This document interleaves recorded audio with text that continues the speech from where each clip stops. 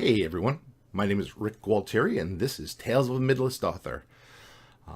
Welcome to the holiday season. I'm not sure how well you can see behind me, but my office is slowly being transformed from the normal chaos it is to Santa's workshop as we pretty much start storing all the gifts here and such. Not really sure how it helps the kids know things are stored here and stuff, but well, I have a door that locks. Pity the kids can pick it. But that's neither here nor there. What I wanted to talk to you about today was story tense, and that's a pretty important concept, and not only for for beginning writers, for any writer along the way, because you want to pick a tense that you're good at, and also that's the right tense for a story. I'm not going to go over every tense that's out there because there's tons. I mean, we could be like, okay, this is second person, twice removed, omniscient. I'm going to talk mostly about popular tenses that you're going to see out there in fiction. Because when we get into nonfiction, it's a completely different story there. But and I just wanted to talk about that and some of the pitfalls that come along with them. So the first thing there is, how do you choose tense for your story? I mean, you have this idea, you're thinking about it, you're going to put it together. Well, how do I write it? And how do I avoid writing it incorrectly? Well, incorrectly is really subjective, because the truth of the matter is there is no correct or incorrect. It's only how the audience perceives you and how you pull it off. First person or past tense might be perfect for a story, but if you can't do first person past, well, that's not going to help it. Or it could be completely wrong for a story. I'll be perfectly honest, I hate first person present, but I've seen it done in a way where I'm like, well, damn, this is really, really good. So there's no really rules here. This is more just a guideline to get you started. So I would say the first place you want to start is read within your genre. Read other books and see how they're presented. For example, I mostly write in urban fantasy. In urban fantasy, first person past is pretty common. So but it also combines with, that's my favorite style to write in. So that's another thing, is what is your personal preferred style of writing? That's another thing, because that'll also help the ease in which you get in. Because if you're not comfortable with the style, you're probably going to be spending a lot of time editing. Or if you're not spending a lot of time editing, you're probably going to spend a lot of time wondering why people hate your story. So that's also something to take into account. I mean, you really just want to find what's right. I mean, what a combination of what works for the genre versus what works for you. And sometimes, as I said, you can step outside of what's normal for the genre. Some people will not like that. Just prepare yourself. If I write, I don't know, a sweeping romance in first person present, there's probably going to be a lot of people who are going to look and be like, no, I don't like that. But if done well, you can still find your audience. Just be prepared that that some people, just don't like certain types of stories. So you have your story. Oh, and before we get into that, it is perfectly okay to mix tenses within a story. You don't want to do it mid-scene, chapter, stuff like that. However, I've seen it done. I've seen it done multiple times, and it can work very well. Hell, I've done it myself.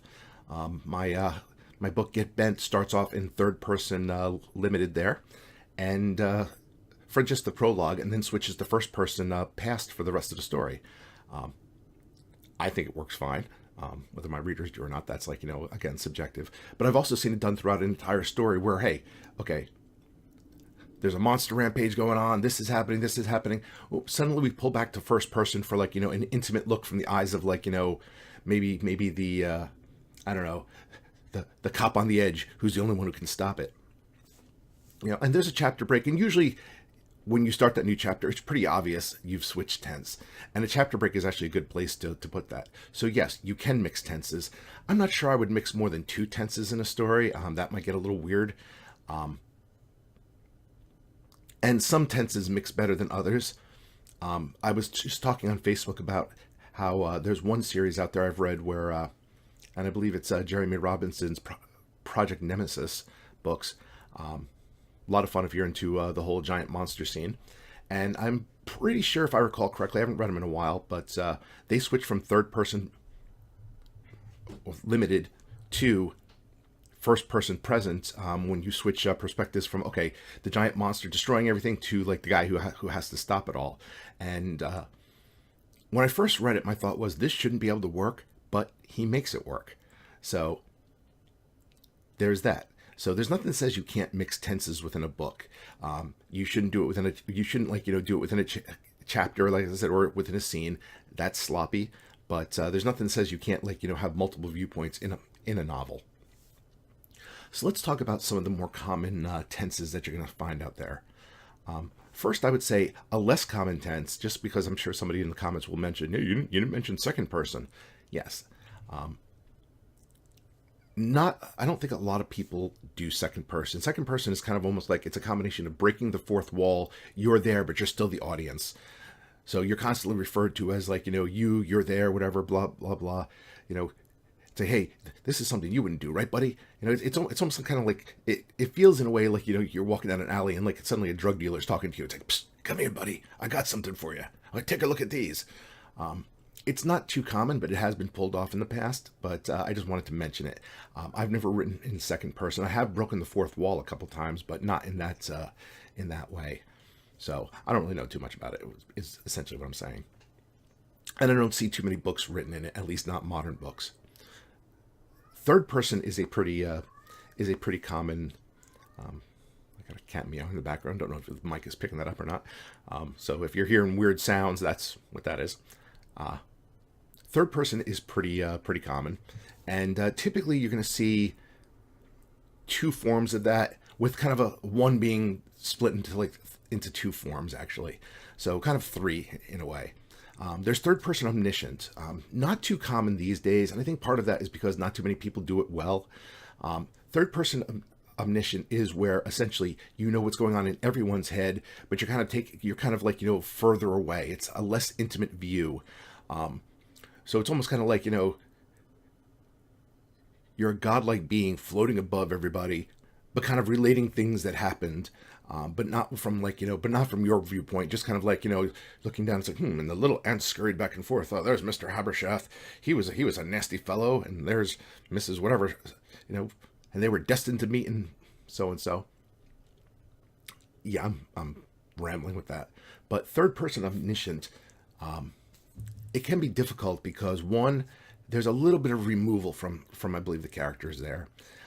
It's really good for for stepping back. Like I occasionally will do third person omniscient if I need to do like a flashback scene of kind of like explaining history, because in that case it's kind of like, okay, here's the sweeping history of the world. I do that at one point in Bigfoot Hunters, and it's actually one of my favorite chapters, where I basically go in and talk about the past events and how mankind evolved with from Neanderthals, the Sasquatches and such.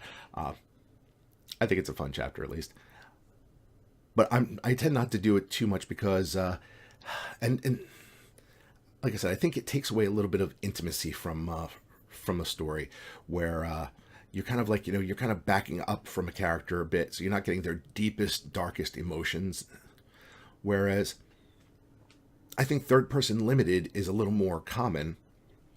And third person limited is, think of playing a video game like God of War, where you're that one character, you're seeing everything from their perspective, you're in their head essentially, but you're still looking over their shoulder.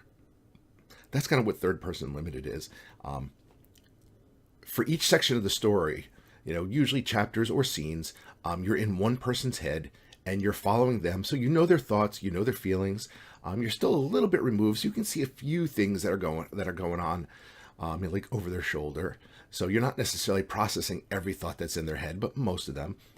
You're getting much closer to that, but you're kind of like, you're essentially a GoPro hanging over that person's shoulder, but you're also kind of plugged into their brain. So you're hearing their thoughts, you see what they're seeing, but you're still kind of you're still just far enough away where occasionally you might notice things that they're not going to notice. And I mentioned third limited can be split into two, and this is something I've done often, which is third multiple, which is, okay, from chapter to chapter, you might switch to different characters. So, for example, I mentioned Bigfoot Hunters.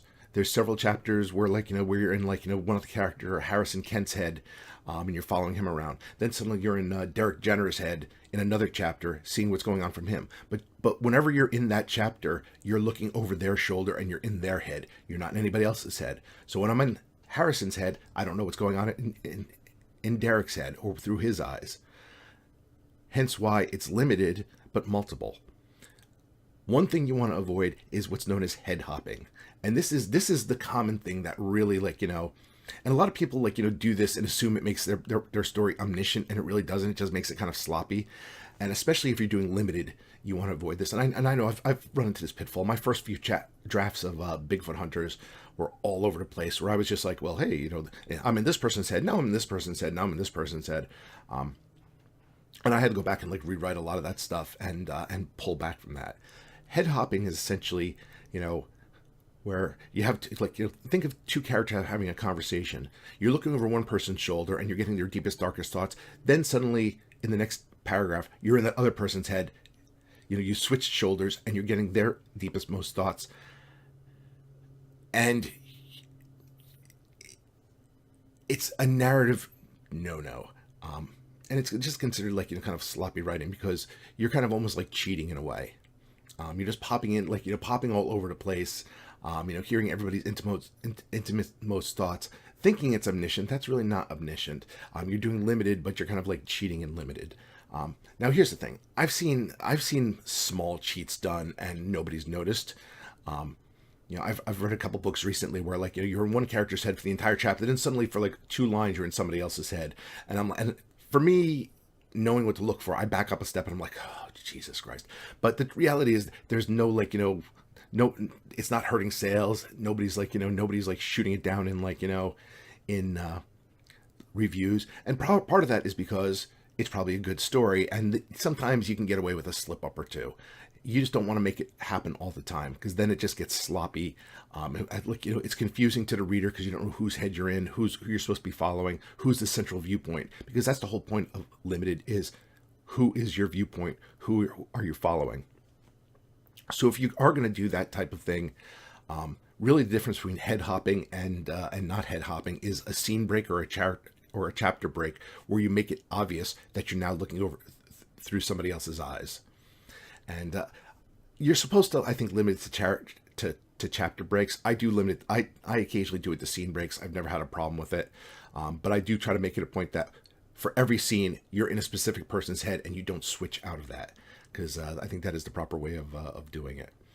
You don't want to, once again, have two people conversing and be popping from one person's head to the other person's head and back and forth and back and forth. That's just a sloppy way of doing third person limited. And, it just kind of it kind of gives a novice feel to it. So go through your your stuff when you're editing it, and it's really easy to to make this mistake.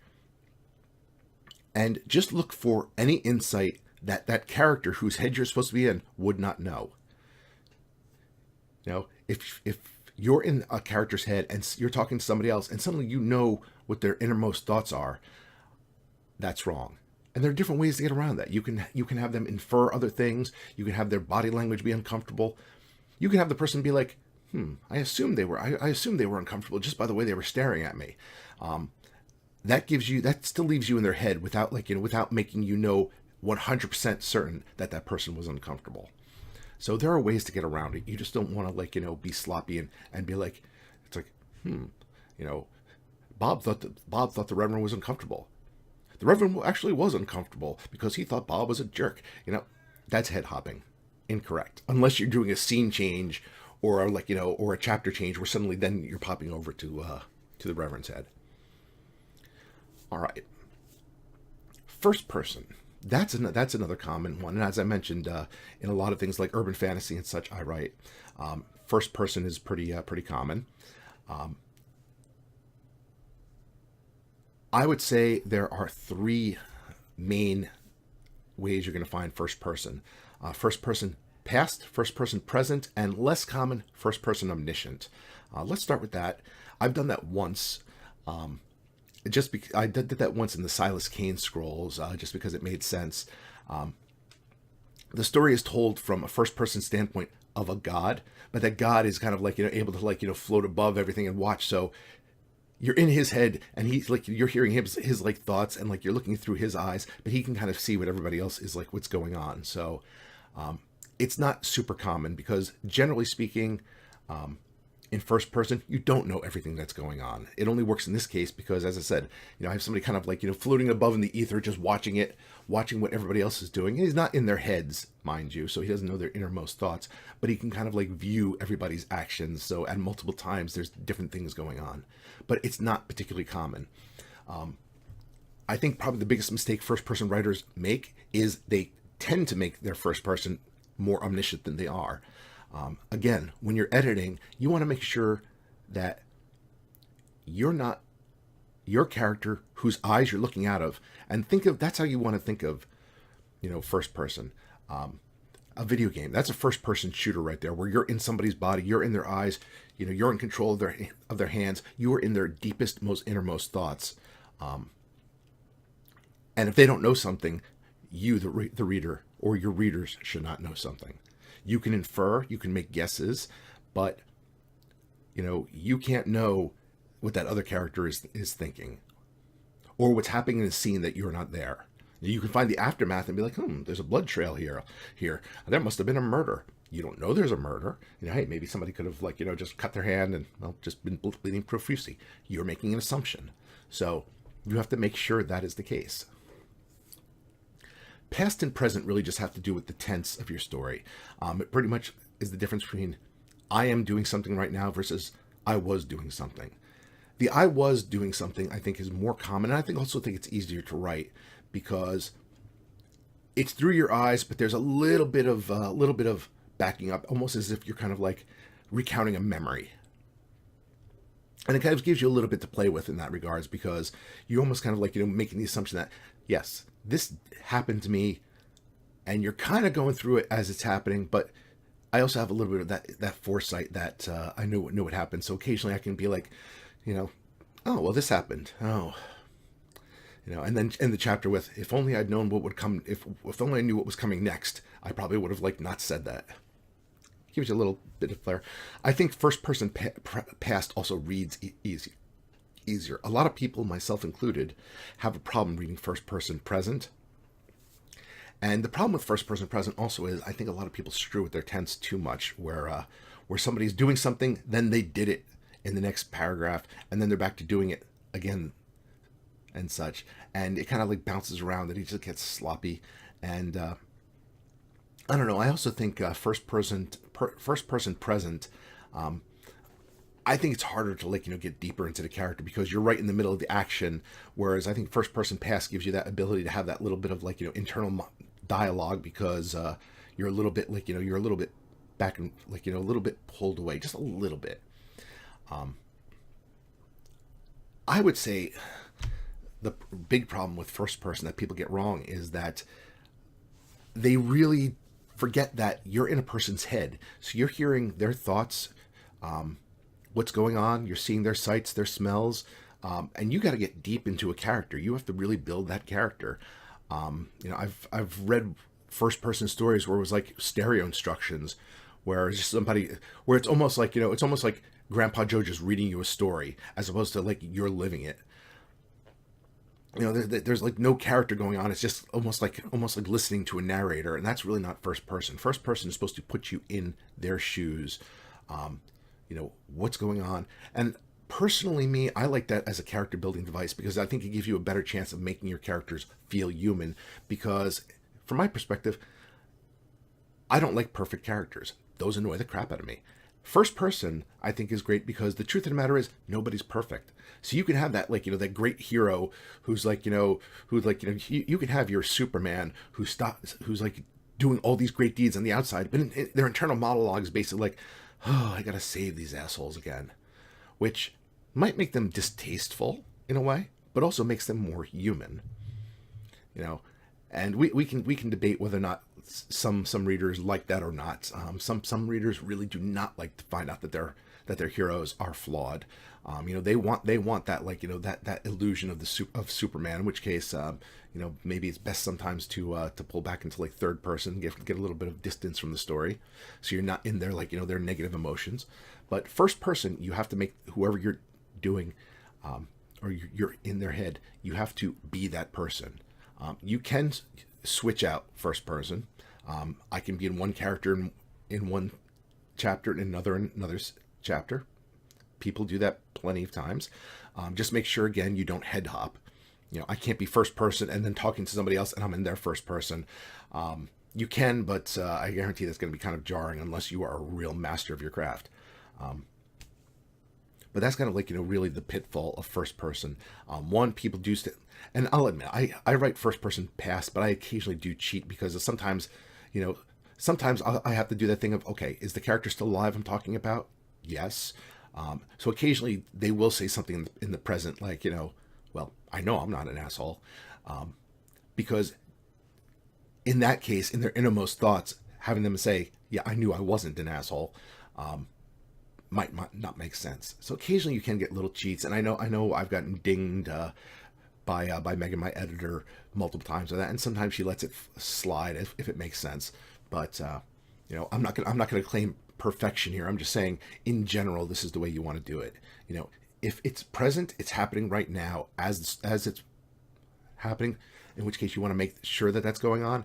I find it a little jarring to read myself, and I know some other readers find it jarring. So if you're going to do it, make sure you do it well. Other than that, first person past, I think, is one of my favorites to write in. And just keep in mind that you are writing a real person, so make them feel like a real person, because if you don't, then nobody's going to buy it.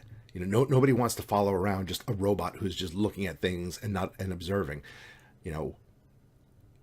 Think of it like your own internal monologue. Like, if you want to practice for first person, just go through the day and note anytime, say, your actions and maybe your thoughts don't match up. Hey, I'm driving on the road. I'm not running over pedestrians, but damn, am I thinking about running over pedestrians? There's a difference there. So in first person, you would not only have their actions, what you're doing, but you would have those nasty thoughts too. So something to keep in mind. All right, I've kind of beaten this one into the ground a bit. There are plenty of other tenses. As I said, this is not a comprehensive guide. I just want to talk about popular ones, but and really just the pitfalls that you're going to see. Read in your genre, see what other people are writing in, decide what's right for your story, and decide what's right for you as a writer. Because, something can be the most popular tense on the planet for the genre you're writing in, but if you personally are not comfortable with it, that will come through in the story. That said, there's nothing wrong with practicing.